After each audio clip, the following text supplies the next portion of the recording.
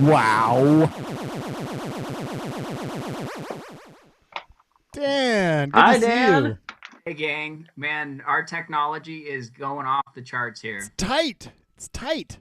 Hey, Oh, good. riffing on what Guy was saying about the COVID numbers, I was gonna be a smartass, which many of you may be surprised by, Well, that is weird. about Hollywood that we're back, but the numbers just aren't working out, so everything is going the opposite direction. Very few things are back. Movies just got pushed. They basically are saying, conceding that 2020 is done and new movies are not going to be in theaters. But the one guy, and you may think I'm obsessed with him, Tom Cruise, he's out there prepping for Mission 7, and he surprised some delightful fans in England by landing his chopper on a golf course and jumping out and pumping arms and running past them. What? Wow, man, I can't even believe it. He's But- so special. So you understand that I don't just obsess on Tom Cruise. There are other people out there working. But they're not nearly as obsessible. Leah Remini, former Scientologist, has declared that she's going to expose the dark side of Tom Cruise in her anti-Scientology show, which is also back shooting. Oh, God, so good. So, a good for the Scientologists or not? Like good press, bad press? Where do you see this? Is it a uptick for the group or not? Or the religion or Press. whatever it is? Yeah. So, you know, I can say with certainty there are two other people working currently in Hollywood. Morgan Freeman is voicing the voice of God somewhere on Earth right now because he's always God. done that.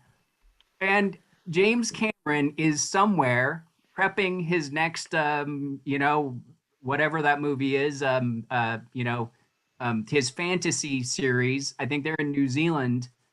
But, I was thinking about AI Pete, and I really started worrying about the dangers of AI Pete. And Cameron is the perfect example because he's been secretly working on his own AI to go and kill off lesser versions of the Terminator since those crappy 3rd through 5th movies were made.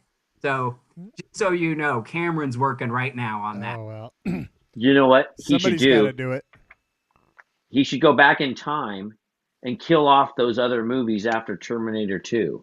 Well, see, this is the question I have for you. Does he go back in time and kill the movies or just the writers?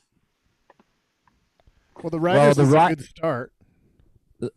If the writers are dead, then it never happens. It's one of those things. It's like, the thought is the genesis, right?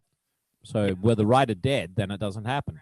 Crappier and crappier writers keep getting the job, and it just keeps going in a circle, a time circle. But look, that's something we can think about in our evenings. But I just wanted to leave you with that. So we have a handful of people that are working for us.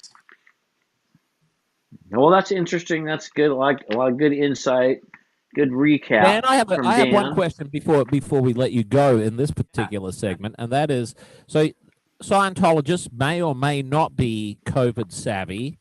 How do they skew as a population? Are Scientologists old or young? I think that they are younger on average, but they do have a cross section of members. I have heard, and I'm not, I've heard that they don't believe in COVID fully.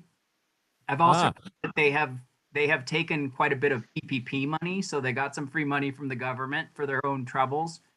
Don't believe in, I don't know whether they're anti-mask and anti-vax, but, I'll investigate that.